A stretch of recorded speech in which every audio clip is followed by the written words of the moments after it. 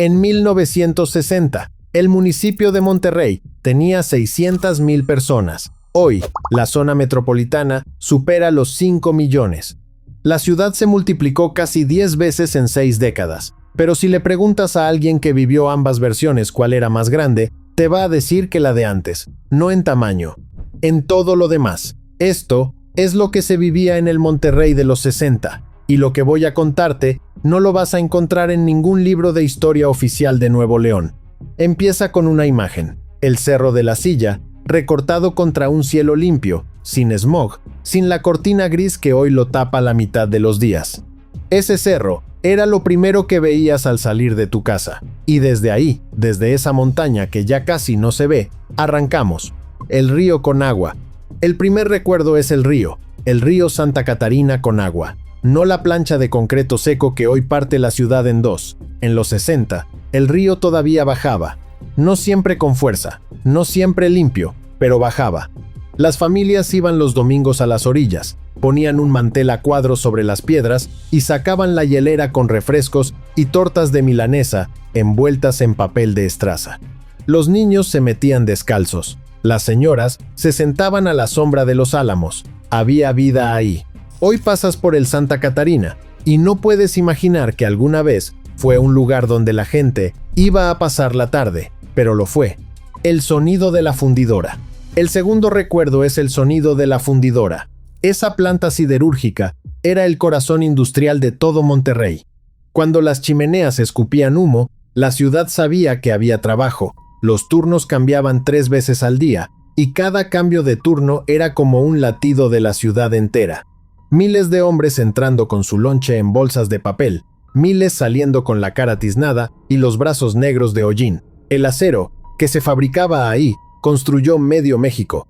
Puentes, edificios, vías de ferrocarril, y los trabajadores de la fundidora caminaban por la calzada Madero con un orgullo silencioso que no necesitaba presunción. Ganaban poco, pero ganaban con las manos. Y aquí me detengo un momento, porque hay algo que idealizamos demasiado cuando hablamos de la industria regiomontana de esa época. Sí, había trabajo, sí, había orgullo, pero también había turnos de 12 horas en hornos donde la temperatura superaba los 40 grados, accidentes que nunca se reportaban, pensiones que no alcanzaban. La grandeza industrial de Monterrey se construyó también sobre el cuerpo gastado de miles de hombres que no aparecen en las fotos conmemorativas. No lo digo para arruinar el recuerdo, lo digo porque ellos merecen estar dentro de él. La calzada Madero. El tercer recuerdo es la calzada Madero completa. Esa avenida era el centro del universo regio. Los domingos, las familias caminaban por ahí como si fuera pasarela. Los hombres con sombrero, las mujeres con vestido, los niños peinados con agua. Había tiendas de telas, zapaterías con olor a cuero nuevo, neveterías donde pedías un vaso de nieve de nuez o de mamey que te lo preparaban ahí mismo, con hielo raspado. No existían los centros comerciales, no existía la macroplaza. En su lugar había manzanas enteras de casas viejas, negocios familiares y cantinas con puertas de vaivén donde se escuchaban los corridos norteños desde afuera. El cabrito de patio. El cuarto recuerdo es el cabrito, no el de restaurante con carta laminada y precios en dólares. El cabrito de patio. El que compraba tu abuelo vivo en el mercado del domingo, lo mataban ahí mismo, y para la tarde ya estaba girando en el asador de varilla que él mismo había soldado. El olor del cabrito al pastor cruzaba las bardas del vecindario entero. Los vecinos se asomaban sin que nadie los invitara y nadie los corría, porque así funcionaba Monterrey. La comida no era privada, era un evento comunitario que se compartía sin pensarlo. Alguien traía las tortillas de harina, otro cargaba con las cervezas, la vecina aparecía con una olla de frijoles charros. Nadie organizaba nada, simplemente pasaba. El cine Elizondo. El quinto recuerdo es el cine Elizondo. Esa sala era un palacio, butacas de terciopelo rojo, techo con detalles dorados, un telón que se abría lentamente antes de cada función. Ir al cine no era meterse a una sala oscura con palomitas de microondas, era un acontecimiento. La gente se arreglaba para ir, se sentaba derecha. Los niños se callaban cuando se apagaban las luces porque había respeto al espectáculo. Pasaban películas mexicanas de la época de oro y también las gringas dobladas con esas voces que todo el mundo reconocía. Ahora, ese cine ya no existe. Lo tumbaron. Lo que construyeron encima no importa lo suficiente para recordarlo, y eso, de alguna manera, es peor. El calor sin aire acondicionado. El sexto recuerdo es el calor. Porque nadie puede hablar de Monterrey sin hablar del calor. En los 60, no había aire acondicionado en las casas normales. Había ventiladores de aspas de metal que hacían más ruido que brisa. Las familias sacaban las sillas a la banqueta al caer la tarde y se sentaban a platicar con los vecinos hasta que refrescaba.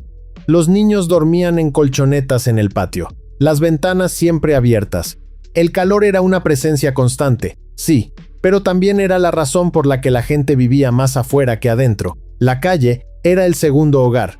Me pregunto a veces si eso no era mejor, no el calor, sino la consecuencia del calor, que la gente se viera, que se hablara, que se conociera. El aire acondicionado resolvió un problema físico y creó otro mucho más difícil de medir. Nos metió a todos para adentro, nos encerró, y de paso, nos hizo desconocidos en nuestra propia cuadra. El olor de la cervecería. El séptimo recuerdo es la cervecería Cuauhtémoc, no como empresa, como olor. El olor a cebada tostada que flotaba por las colonias cercanas a la planta y que para los regiomontanos de los 60 era tan normal como el aire. Los niños crecían con ese aroma sin saber qué era. Las familias lo asociaban con el barrio, con la rutina, con el camino a la escuela. Cuando la producción se mudó y ese olor desapareció, algo cambió en la atmósfera del centro de la ciudad. Algo que no puedes señalar con el dedo, pero que los que lo vivieron reconocen de inmediato. 7 recuerdos, 5 más. Y si los primeros 7 eran sobre lo que se veía y se olía en Monterrey, los que vienen ahora son sobre los lugares donde se vivía de verdad. No en las casas, en la calle. El Mercado Juárez. El octavo recuerdo es el Mercado Juárez, un laberinto de puestos donde encontrabas de todo. Chiles secos colgando de mecates, piloncillo apilado en pirámides, quesos frescos envueltos en tela, hierbas medicinales que las señoras pedían por nombre, y el vendedor sabía exactamente para qué servían. El mercado era la universidad de la vida doméstica. Las mujeres iban y regateaban sin pena. Los hombres cargaban costales, y los niños se perdían entre los pasillos, buscando el puesto de dulces, donde un peso rendía para media bolsa de glorias y obleas. El camión. El noveno recuerdo es el camión. No le decían autobús, le decían camión. Eran unos armatostes pintados de colores chillones que hacían las rutas por toda la ciudad con las ventanas abiertas porque el aire acondicionado era un concepto de ciencia ficción. El chofer cobraba y manejaba al mismo tiempo. Los pasajeros se apretaban de pie en los pasillos agarrados de los tubos de metal. El asiento de vinil te quemaba las piernas en verano. Y a pesar de todo, la gente llegaba a su trabajo, a la escuela, al centro, sin aplicación de celular, sin mapa digital, sin quejarse de que tardó 8 minutos en vez de 5. Había una paciencia con el transporte que hoy sería impensable. Las noches en la Plaza Zaragoza. El 10º recuerdo son las noches en la Plaza Zaragoza, el kiosco iluminado con focos amarillos, los boleros con sus cajas de madera lustrada, los vendedores de algodón de azúcar y elotes con chile y limón, las parejas caminando despacio alrededor de la fuente mientras los boleros les gritaban piropos. La plaza era el punto de reunión de una ciudad que todavía cabía en un centro. Hoy Monterrey se extendió tanto hacia todos lados que ya no tiene un solo centro, tiene 100 colonias que no se hablan entre sí. Crecimos en metros cuadrados y nos encogimos en cercanía. La tortilla de harina. El 11º recuerdo es la tortilla de harina, porque en Monterrey la tortilla de harina no es un complemento, es identidad, es bandera. En los 60, cada casa tenía su receta. La abuela la amasaba con manteca de cerdo y la echaba al comal de hierro sin medida ni reloj.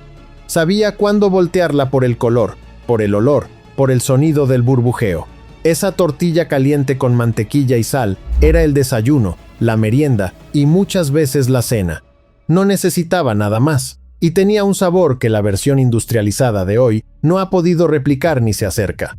El silencio. El 12º recuerdo es el silencio. Monterrey, en los 60, se callaba de noche.